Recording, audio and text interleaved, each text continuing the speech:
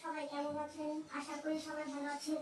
আজকে আমি চলে আসলাম আপনাদের গ্রামের বাড়ির ইউটিউব চ্যানেল থেকে। আজকে দেখাবো আপনাদেরকে আমার পালের মোরগ, দেশি মোরগের ঝোল আলু দিয়ে। সাথে থাকেন। আমি এখন ওই দেশি মোরগের জন্য আলু, পেঁয়াজ, কাঁচামরিচ এগুলো কেটে নিচ্ছি। আপনাদের দেখাবো দেশি মোরগের ঝোল রেসিপি। এই সেই মোরগ বন্ধুরা, যে মোরগ এখন ধরে নিয়ে আসলাম জবাই করার জন্য। সেই মোরগটা জবাই করার পর এখন গরম পানি করতে দিছি। গরম পানি করে এই যে মোরগটা, এই যে গরম পানি করা শেষ। এখন মোরগের উপর ঢেলে দিব, ঢেলে দিয়ে এলাম। তারপরে এখন আস্তে আস্তে মুরগিটা পরিষ্কার করা শুরু করব। অনেক গরম, এত গরম হাত দিয়ে ধরা যায় না। একটু হালকা ঠান্ডা হোক, আপনাদের সাথে শেয়ার করতেছি আমি কিভাবে কাজ করতেছি, কিভাবে মুরগি পরিষ্কার করতেছি। গরম পানি হয় না, আর একটু দিতে হবে। এই যে আমি পরিষ্কার করতেছি।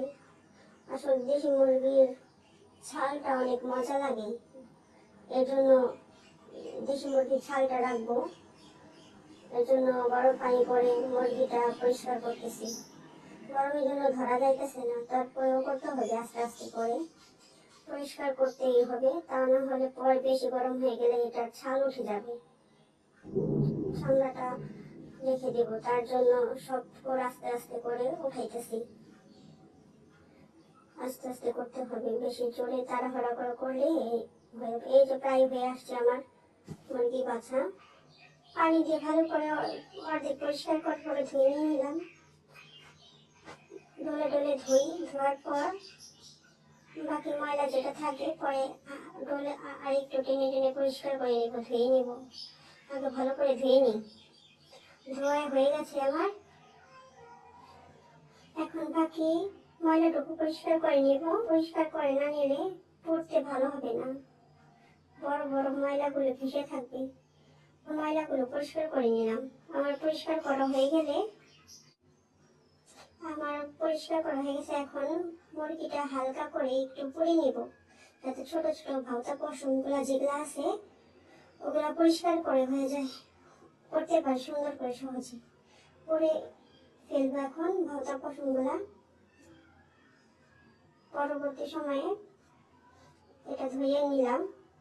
ধুয়ে পরে এখন কাটাকাটি করে আপনাদের দেখাবো। এই মোরগটা মাত্রই পরের সব ক্লিন করে নিয়ে আসলাম।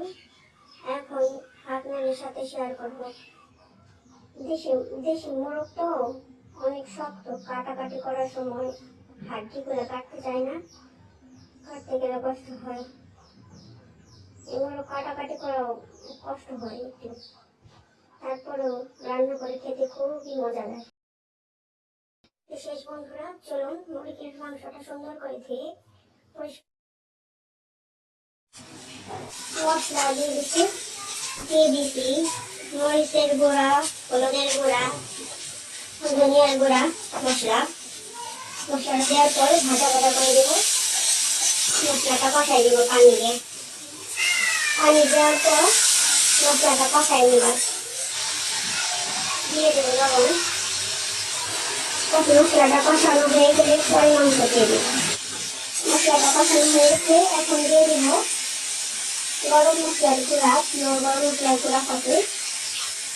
দিয়ে দেব 2টা তেজপাতা, এলাচি, তারপরে ভাজা ভাজা করে দেব।